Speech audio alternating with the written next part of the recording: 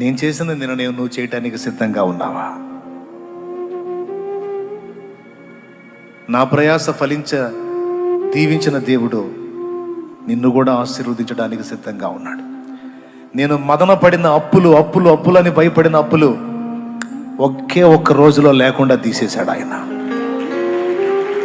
ఈరోజు గిలగిలాడుతున్నావుగా, అప్పులని. ఒక్క అద్భుతం చాలు, అడ్రస్ కూడా ఉండదు నీ అప్పు యేసు నామములో.